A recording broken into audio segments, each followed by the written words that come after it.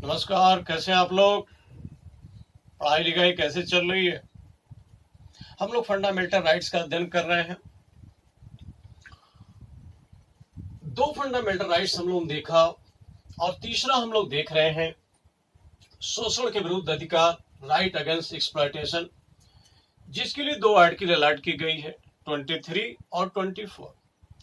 पिछले वाली वीडियो में 23 का हम लोगों ने अध्ययन किया। आज हम लोग अध्ययन करेंगे 24 का। आर्टिकल 24 में प्रावधान है कारखानों आदि में बालकों के नियोजन का प्रतिषेध, provision employment of children in factory etcetera.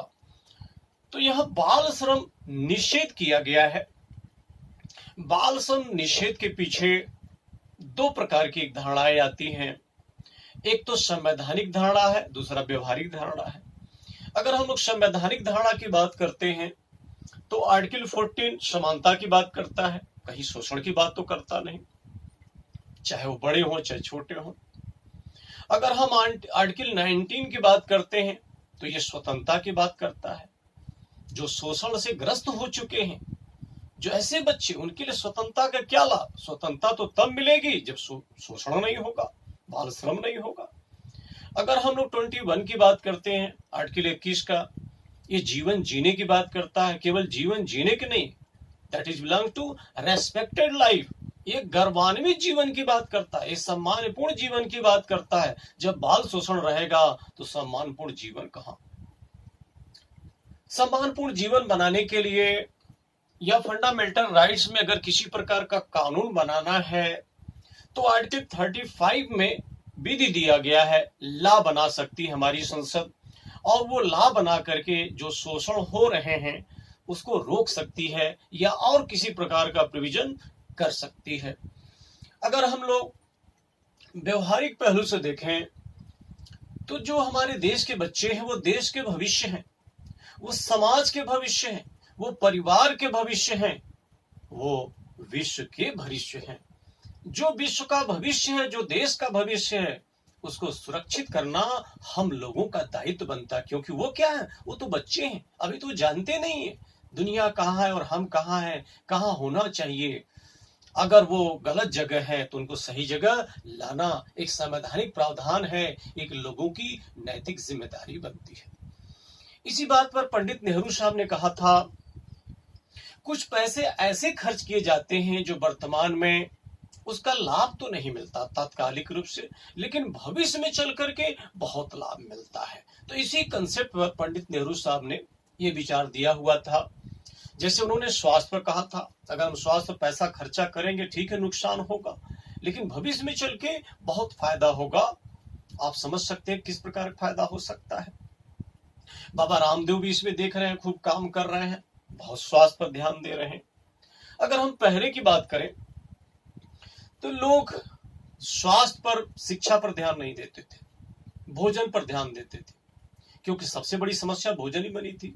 धीरे धीरे भोजन की व्यवस्था हो रही है तो स्वास्थ्य और शिक्षा पर जोर दिया जा रहा है। तो यही पंडित नेहरू साहब कहते थे, अगर स्वास्थ्य पर जोर दिया जाए तो बाद में चल करके बड़ा लाभ मिलेगा इसको। बाबा रामदेव देखिए कितना बढ़िया काम कर रहे हैं, बहुत फायदा हो रहा है, बुजुर्गों के लिए भी, जवानों के लिए भी, बहुत पैसा बच रहा है, स्वस्थ शरीर हो रही है। स्वास्थ्य की बात आती है तो मुझे याद आता है कि स्वास्थ्य के विषय में हर व्यक्ति को ABCD की जानकारी रखना चाहिए। ABCD क्या होता है?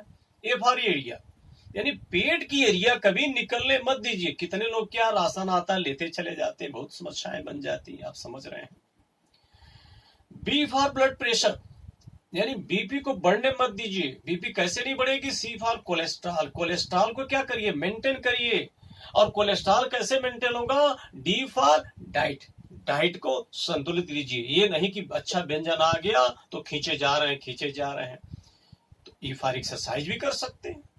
तो मेरा अगर मानना है, अगर ये फॉलो करते हैं, यानी स्वास्थ्य के विषय में ABCD और ई जोड़ सकते हैं, तो 80% बीमारियां आपके पास आएगी ही नहीं।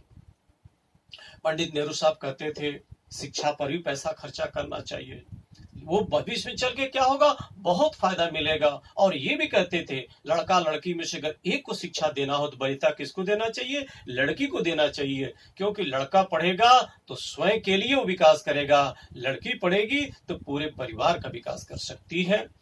साथ ही वृक्षारोपण की भी उन्होंने बात किया था, वृक्ष लगाएंगे, तात्कालिक रूप से पैसा लगेगा लेकिन भविष्य में चल के बहुत फायदा होगा। तो इस प्रकार के पंडित नेहरू साहब का विचार था, बहुत अच्छा विचार था, सराहनीय विचार था। अब आते हैं हम लोग चाइल्ड लेबर के विषय में। चाइल्ड लेबर घर के अंदर भी कराए जाते हैं, बाहर भी कराए जाते हैं। आपके मन में सवाल आ सकता है कि जो घर के अंदर यानी अपने घर जब बच्चों से काम कराया जाता है तो क्या वो बाल श्रम में नहीं आता, चाइल्ड लेबर में नहीं आता? नहीं, वो नहीं आता है। ILO ने कहा, इंटरनेशनल ऑर्गेनाइजेशन है, उसने कहा घर के बच्चों से जो काम लिया जाता है वो बाल श्रम में नहीं आता है, वो संस्कार दिया जाता है, लेकिन जोखिम भरा नहीं होना चाहिए कार्य। जो बाहर के बच्चों से काम लिया जाता है वो बाल श्रम के दायरे में आता है। अब जब बाल श्रम की बात आती है तो हम लोग चलते देखते हैं कि बाल श्रम जैसे बनाया गया कि 14 वर्ष से कम उम्र के बच्चों से कारखानों में काम नहीं लिया जा सकता, बाल श्रम के दायरे में आएगा। तो ये 14 वर्ष वाला कंसेप्ट आया कहां? सबसे पहले इस पर हम लोग चलते हैं। 1938 में एक एक्ट पास हुआ। उस समय तो अंग्रेजों का ही शासन था, हम लोगों का शासन तो था नहीं। उसी में सबसे पहले उन्होंने 14 वर्ष की बात किया था कि 14 वर्ष से कम बच्चे जो है उनको काम नहीं लेंगे कारखानों में। तो सबसे पहले 14 वर्ष वाला कंसेप्ट वहीं से आता है। इसके बाद समय समय से कानून बनते रहे।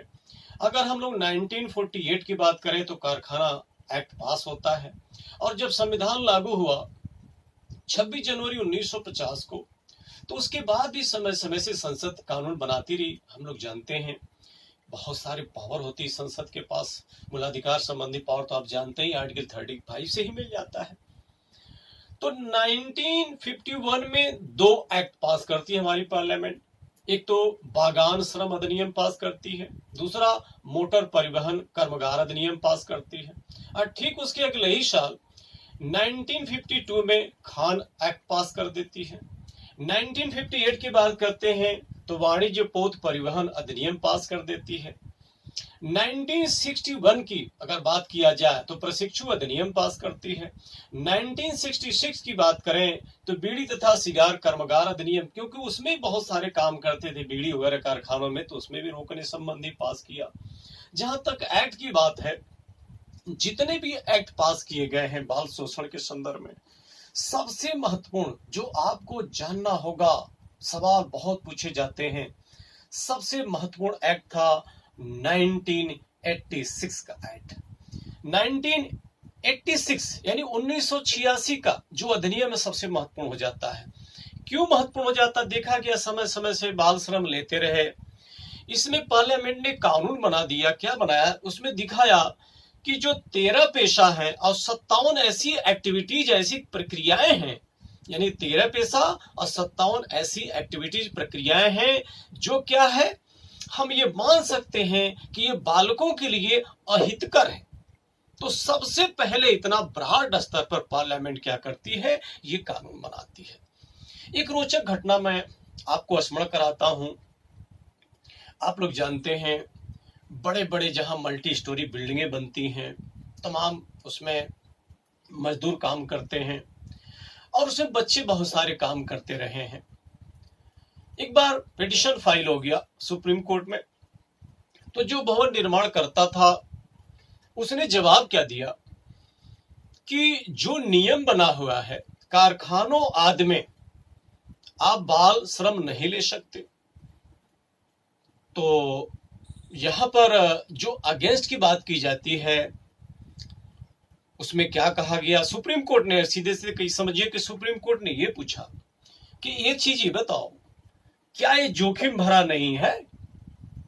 तो सुप्रीम कोर्ट ने स्पष्ट कर दिया कि ये जोखिम भरा है।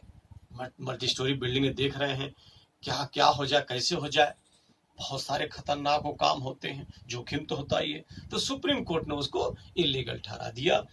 अगर सुप्रीम कोर्ट की बात करते हैं, सुप्रीम कोर्ट को लगा कि हमको भी डायरेक्शन देना चाहिए, तो सुप्रीम कोर्ट 1996 की घटना है, एक डायरेक्शन दे देती है कहती है सरकार को कि बाल श्रम संबंधी निषेध का एक कोष बनाओ पैसों का, जिससे क्या है बालकों के लिए काम किया जा सके, बाल श्रम को रोका जा सके, बच्चों का विकास किया जा सके, जिससे कि बाल श्रम न हो सके, क्योंकि भविष्य है देश के। ये तो अबोध हैं, ये तो अज्ञानी, ये तो जानते भी नहीं। तो खैर इस प्रकार का निर्देश दिया और सरकार ने भी समय समय से कानून बनाए। ये कानून बड़ा महत्वपूर्ण है सरकार का। 2005 का जो बाल अधिकार संरक्षण अधिनियम पास करती है, और साथ में आगे चल करके हम लोग देखते हैं अगले ही साल एक और अच्छा एक्ट पास करती है पार्लियामेंट 2006। वो क्या करती है, अब थोड़ा सा उसमें ब्रॉड कर देती है कि जो घरेलू स्तर पर बच्चों से काम, पहले लोग ये समझते थे कारखानों में बच्चों से काम नहीं लिया जाएगा। इसमें क्या कर दिया पार्लियामेंट ने, एक्ट बना दिया जो घर में काम लिए जाते हैं, घर का मतलब अपने घर नहीं, दूसरे घर, घरेलू नौकर के रूप में, होटल में जो काम लिए जाते हैं, जो दुकान में काम लिए जाते हैं, जो चाय की दुकान में काम लिए जाते हैं, ये इस प्रकार की चीजें भी उसमें शामिल कर दी। यहां भी काम नहीं ले सकते। फिर भी लोग रास्ता खोज लिया करते थे कहीं न कहीं। तो हमारे पार्लियामेंट ने कहा ऐसा करते हैं, सारे रास्ते ही ब्लॉक कर देते हैं। तो 2012 घटना है, 2012 की घटना है, बाल श्रम पर पूरी तरीके से प्रतिबंध लगा दिया। चाहे कारखाना हो चाहे कहीं हो, पूरी तरीके से प्रतिबंध लगा दिया। अब बाल श्रम नहीं ले सकते। साथ ही एक काम और करती है, जो खतरनाक व्यवसाय है उसमें जो 14 वर्ष पहले होता था उसको 18 वर्ष कर दिया है। यानी 18 वर्ष तक के बच्चों से भी काम खतरनाक वाले व्यवसाय में नहीं ले सकते। अगर वो काम लेते हैं आप तो 2 साल की सजा हो सकती है, या 50,000 रुपए का जुर्माना हो सकता है, या दोनों किया जा सकता, दोनों जोड़ के सजा दिया जा सकता आपको। अब फिर भी अगर नहीं मानते, बार बार कराते हैं, तो अगली बार सजा और बढ़ाया जा सकता है। अगली बार 3 वर्ष की सजा हो जाएगा, और करेंगे तो और सजा दे दिया जाएगा। इस प्रकार से प्रावधान कर दिया गया है। तो अब बाल श्रम को पूरी तरीके से पार्लियामेंट ने रोक लगा दिया है। अब वो आप जगह नहीं खोज सकते। बाल श्रम की बात आती है तो हम लोग अगर देखें थोड़ा कि इसके कारण क्या है, क्यों बाल श्रम होते हैं, अगर उस कारण को हम लोग जान लें तो निवारण बड़ा आसान हो जाता है। उसके कारण की तरफ चलते हैं तो प्रमुख रूप से 2 कारण मिलता है। एक तो सबसे पहले जो कारण मिलता है वो अर्थ मिलता है। बाल शोषण मेन कारण क्या होता है, अर्थ, रुपया पैसा होता है। और दूसरा कारण क्या होता है, एक अशिक्षा होती है।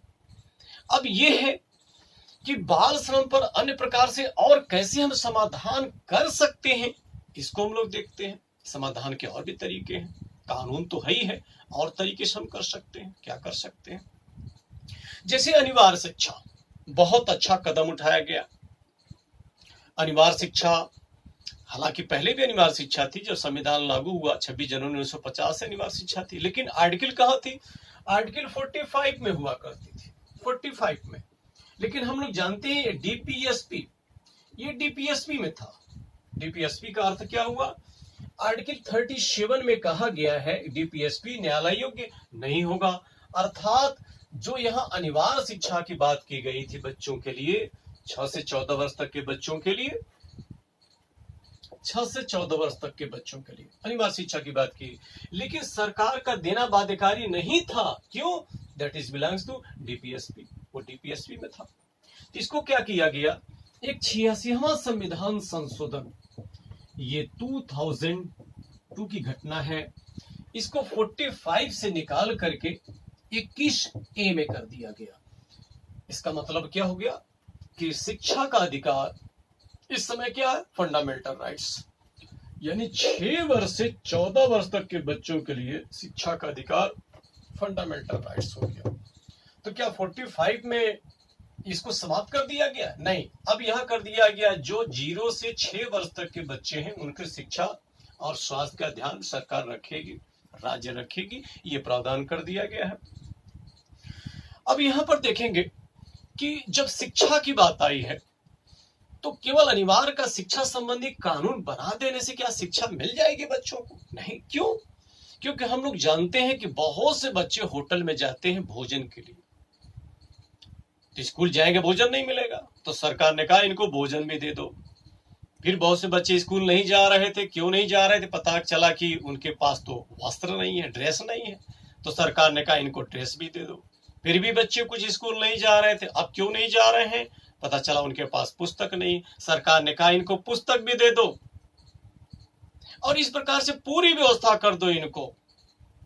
और देखा गया, शिक्षा की जब बात आती है तो मुझे याद आता है बड़े अच्छे अच्छे कदम उठाए गए।